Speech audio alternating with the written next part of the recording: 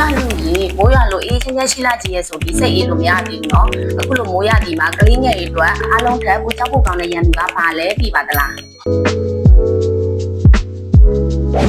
င်္ဂလာပါရှင်ဒီယောဂချင်းဆိုင်မှာ pharmacist မတ်မာလွယ်ပဲဖြစ်ပါတယ်ရှင်မိုးရဒီမှာအဖြစ်များဆုံးနဲ့ကလေးငယ်တွေကိုခါနဲ့သူတွေအတွက်အသက်အရွယ်ဒီပေးနိုင်တာကတော့ခြေရသက်ရှိဆက်တဲ့သွေးလွန်တုပ်ကွေးယောဂပဲဖြစ်ပါတယ်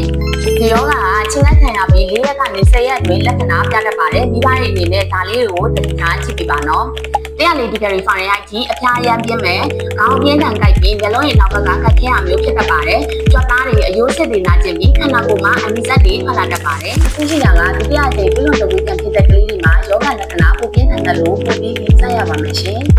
အခု pharmacist အနေနဲ့အားလုံးကိုအသိပေးခြင်းနဲ့အရေးကြီးဆုံးပိုင်းကိုရောက်ပါပြီ။သွေးလွန်တုပ်ကွေးအတွက်တိတန့်ကုသခြင်းမရှိသေးပါဘူး။ဒါကြောင့်အပြားကြောက်ဖို့နဲ့အကိုက်ကြောက်ဖို့ဆိုရင်ပါရာစီတမောတစ်မျိုးတည်းကိုပဲသုံးဆွဲရပါမယ်။ကလေးကိုကောင်းကောင်းနားပေးပါ။ရေနဲ့တက်စာရေးများများကိုက်ပေးရပါမယ်။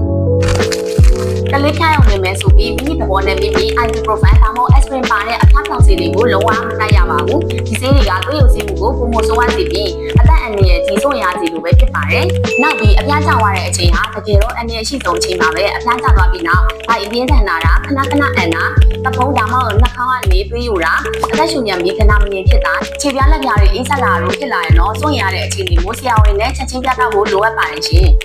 ယောဂဖြစ်မှာကုသအထက်ကြိုတင်ကာဝယ်တာကအကောင်းဆုံးမို့နေ့ပြင်ဘက်မှာချိန်မကိုက်အောင်နေထိုင်မှာချိန်ပြေးလိမ့်ခြင်းလိမ့်မှာအိမ်နွေးအိမ်ပြင်ရေတင်ကြံနိုင်တဲ့ဖက်တွေတာယာဟောင်းတွေကိုရှင်းလင်းပြီးပြားပန်းတွေကိုလည်းတစ်ပတ်တစ်ချိန်မပြတ်မကွက်လဲလက်ကြည့်ကြပါရှင်မိမိတို့မိသားစုဝင်တွေနဲ့ကလေးငယ်တွေရဲ့ကျန်းမာရေးအတွက်ဘာပဲဖြစ်ဖြစ်တန်တရားရှိရင်စိုးရိမ်ပူပန်မှုရှိရင်ဒီသက်ရာဆေးရုံဆေးကန်းတောင်မဟုတ်ကျမတို့ရဲ့ဇီဝကစီတိုင်းကိုလာရောက်ပြီးတော့လည်းအခမဲ့ဆွေးနွေးနိုင်နိုင်ပါတယ်ရှင်အားလုံးပဲလွတ်လပ်တော့ွေအနေရနေကင်းဝေးပြီးကျန်းမာပျော်ရွှင်တဲ့မိုးရာသီလေးကိုပိုင်ဆိုင်နိုင်ကြပါစေရှင်ကျေးဇူးတင်ပါတယ်ရှင်